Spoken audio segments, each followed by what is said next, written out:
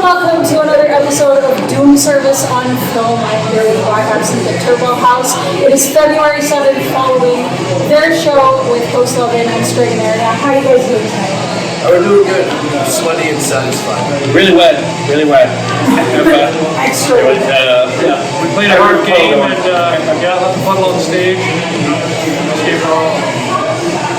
Alright, so I'm going to jump into some questions. I want to ask you guys, where did you get your start? Like, how did you guys, come to be Black Absinthe? Initially, Jack and I had attended York University. Just at that time, we both being heavy metal fans. I was looking to get into music at that time. We were singing in a band. We ended up parting ways with them. We were living together at that time. And started off with there. We had our original drummer with us for 10 years or so. We departed a few years back, but joining with us, I guess, a little bit before the COVID pandemic, a year or so before that. That's kind of what brought us to the current version. So at the point in time when we were building up in Toronto up to 12 years ago, we had 2 album releases with a band that Fernando was in. Fernando was in Sledgehammer at the time, so we've known him throughout the 10 years. But in passing, and we showed up in Sudbury together at times in different bands. So when the opportunity came, the stars aligned for us to work together. What's your perspective? That's I'd say that's pretty accurate, but just to elaborate a bit more, I mean it's been about 4 years, maybe coming up to 5 that I joined. And Sledgehammer had broken up. You guys needed a drummer. I wasn't really doing anything musically, so one thing sort of led to another. Amazing, so you guys have history, that's good. I want to ask you guys, actually, where do you draw your inspiration from? I have my ideas as a music reviewer of like what I'm hearing as a spectator and a reviewer, but where do you guys feel like you draw the most inspiration from in your music? That really comes from a couple different places. We have our classic influences as well, but obviously if you hear something in passing, like it's so much space to it as well. So to answer your question, pretty much anything that you hear, anything that inspires us. Funny enough, when we cover System of a Down, people might think, that's for weird bands, or that's for like new metal bands to do, but it's a band that we all love. On top of there's new wave of British heavy metal influences, thrash influences, but when you have a band like System of a Down making catchy riffs and doing whatever the heck they want, no, but with their flavor, System of a Down could be a common thread, interestingly enough.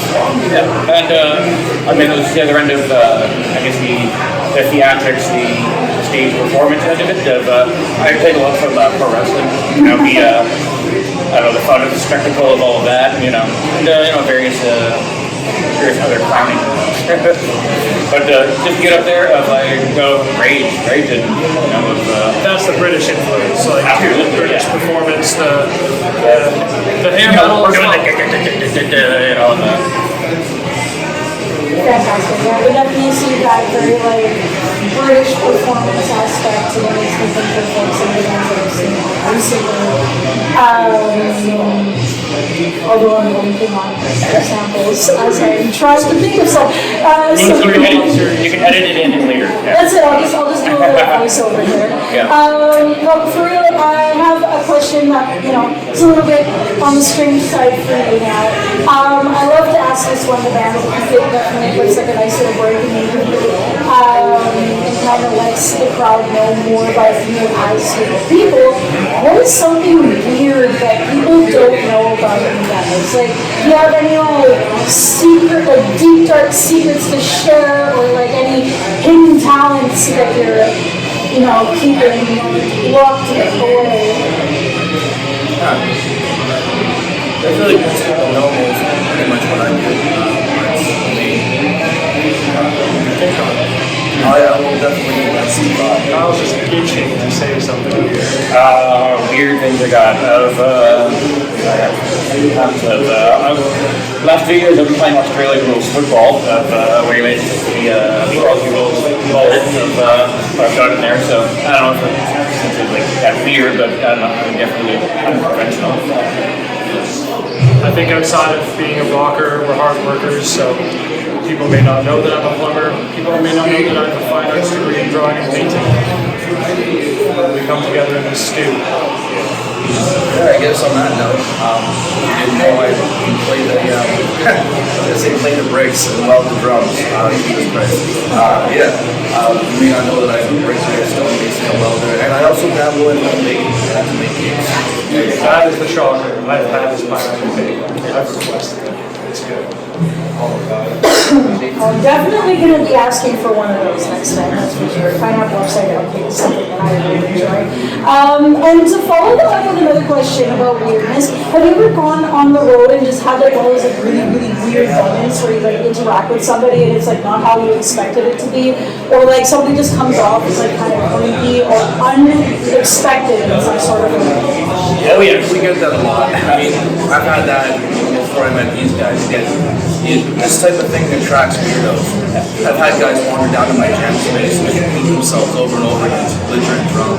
Well, we've had to kick them out. The one I think I remember is, I don't remember how many years back it was, we were playing in Ottawa with friends in UK from Montreal. They were visiting, so we were there. We hadn't seen each other in, I don't know, maybe 10 months, a year. So we're outside talking. I was this guy, and just hammering on this like brick wall, like his not like hand in hand. Eventually, we're piecing together of like, okay, is this guy with you? Of like, no, we thought he was with you. Of like, no, just some like random guy that's fucking a wall at 3 in the afternoon. So, yay, awesome. Well, I'm going to tell another Oshawa story. I've been punished enough. You know what you did. You know what you did. Joshua, you know what you did.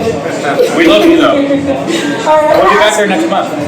I'm going to ask you some really weird questions now. I'm going to start, I like to play Would You Rather a little bit and play with you guys when you're on camera. So I'm going to ask you a classic one that, sometimes people like and sometimes people get weirded out by it, but I'm just going to shoot. Would you rather have leg hair for pants or eyebrows for a comb over? I'm going to answer that. I'm going to answer the eyebrows for the comb over because you could style that super crazy. You could have it twirling away like a butterfly. You could have it spiked or, I'm going with the eyebrows. I my eyebrows are kind of getting like that already. That's called being a man. It's being a man. Puberty, it never ends. Maybe I'd take the leg hair. As a drummer. Yeah, then I wouldn't have to wear pants. 100%. Got your answer. All right. And split right down the middle. And would you rather, well not would you rather, but rather, do you feel more of a shower singer or like a purebred performer at heart? Like, do you feel more reserved or are you more extroverted in your day-to-day life? And even when it comes to on stage, like, how do you feel about it? Well, I was kind of, people always kind of ask me questions like, oh, don't you get nervous or this very long or whatever, right? I guess negative associations with stage fright and whatever. We're none of that. Like, it's up there, like, it's well practiced, it's well rehearsed, because, like, we're up there having fun, like, really being engaged in that moment of, executing something we worked so hard at, right? So, on that end, I feel perfectly comfortable up there. What was the question? Are you more of like a shower singer or like purebred performer at heart? Do you feel like you could like? I do remember how my hand would shake during speeches, but as a kid. But now we're very comfortable. I think we're a little crazier on stage. I'm more of a shower arguer. Like arguments in my head. Shower. And in my line of work, and when you're alone on site with your coworkers, you can yell the most heinous shit you could ever thought in your brain. It's fun, and you have to make sure the quiet's going. So I get used to yelling. How do you feel? Honestly, as long as I'm well stretched and prepared, I don't get too nervous. I only really get nervous if I feel my muscles tense because tension is the enemy of movement and I start getting nervous.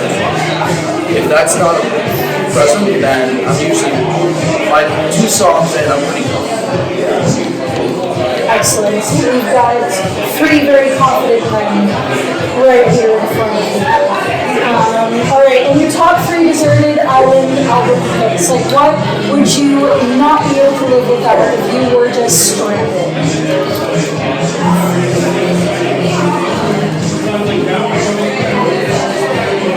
Here and there. Black Sabbath, Heaven and Hell. I think that's Appetite for Destruction, Guns N' Roses, obviously, and what's the third one? I'll leave that one open. I'm definitely going with Screaming for Vengeance by Judas Priest. Got that yellow thing, there's a boot right up on the desert hut. I'm going with The Doors' first album, So I Can Fall Asleep by the Fire. And as far as another metal mother beer trucker, Coming Back from Our Thirst. What do you think? Oh, let's see. I love Slayer, but their albums are so damn short. But I'm gonna pick one anyways. They got Self to Heaven, the songs are a bit longer. And then I'll go with Pantera's Far Beyond Driven. And 3 would be the self-titled album by Stregoneria. What a monster album that is. I'm going to go with Hypnotized by System of a Down for my 3rd album. And then I will go with Mesmerize. Yes! Can we visit each other's islands?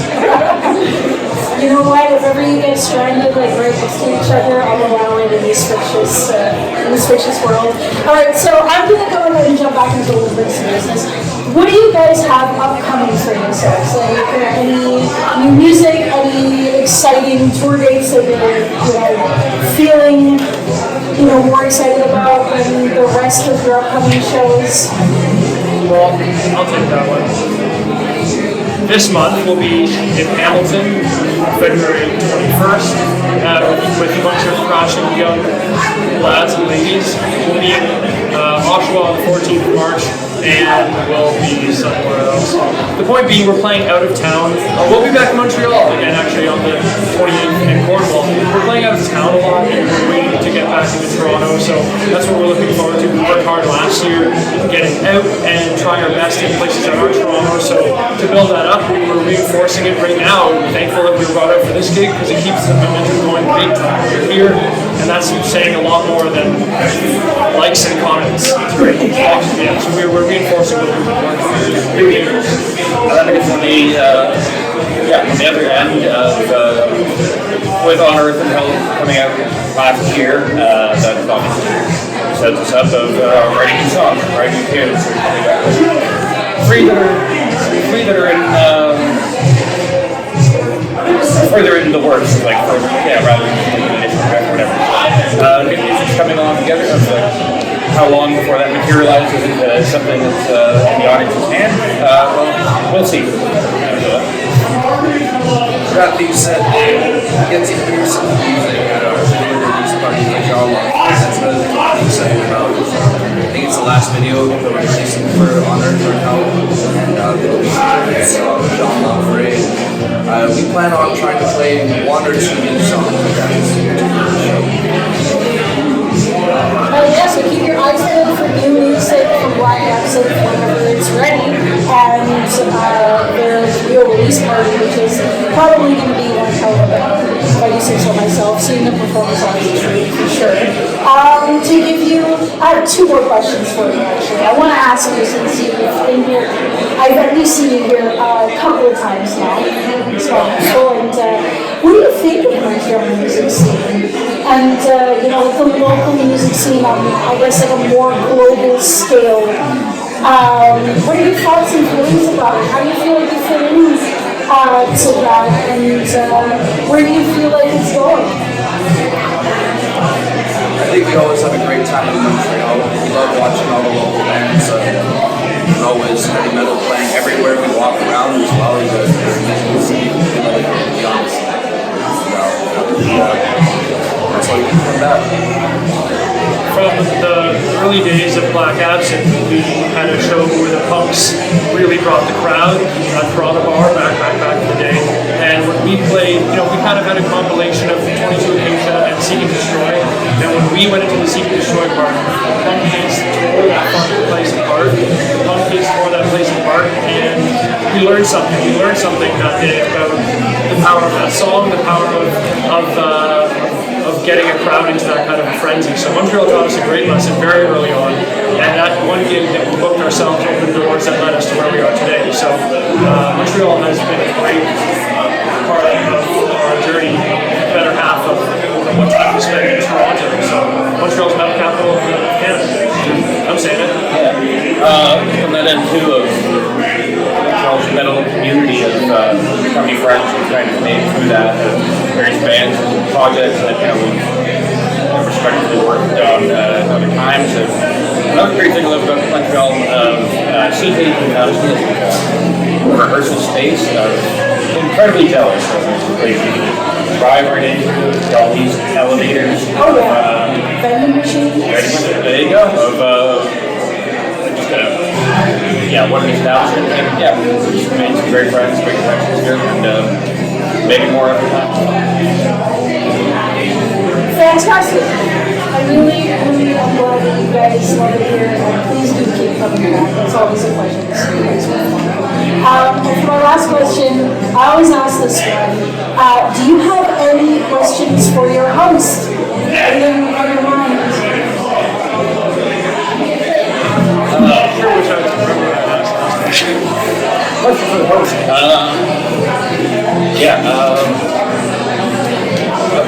What is your favorite place to see a heavy metal show in Montreal?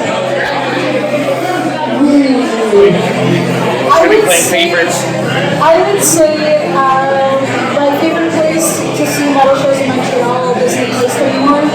It was Catacombs. That place was so aesthetic and had such a vibe to it. I saw some really great shows there over the years. Notably, I also sold my art there and made a lot of connections through that. So with Catacombs, but obviously any venue in Montreal, so in the house metal, is a friend of mine. I book shows with A&R as well. They're all so welcoming and they're very, friendly and collaborative. So I can't really play favorites. It's like being a mom now, and I'm like, no, I love all my children. So, first of all, I'd like to thank you for putting shows on, bringing us here, and taking it into your hands. Sometimes you gotta take the part into your own hands. So my question is, did you feel it was necessary to step up in the Montreal scene to make things happen?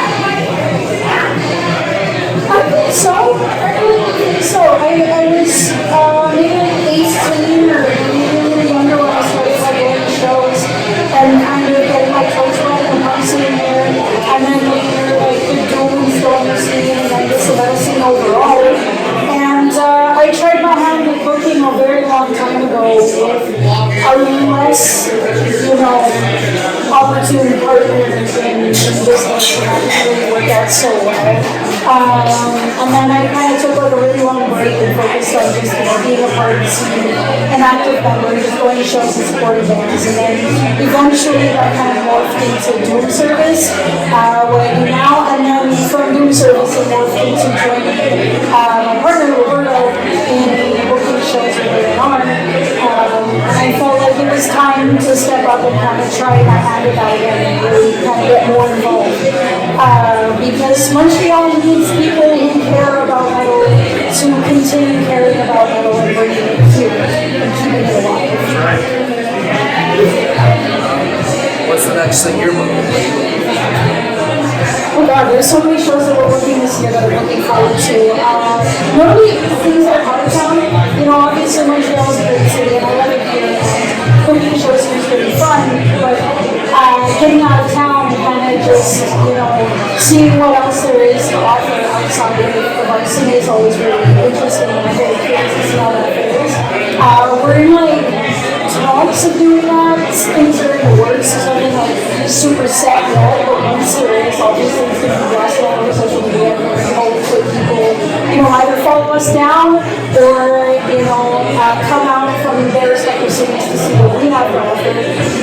And That's the hope. That's the hope. yeah, exactly. And on the realistic side, I'm just excited to keep interviewing bands, man. I just want to like keep this going and maybe get more reach and talk to more people and keep this alive because we need this. Yeah, absolutely. This is awesome. All right, well, that's been Black Absinthe on Doom Service on film. And you know what I'm going to say, because I say it every time. Big thank you to Black Absinthe for being on here, first and foremost, and for playing our event. And then, you know it, I say it all the time, at your Doom Service.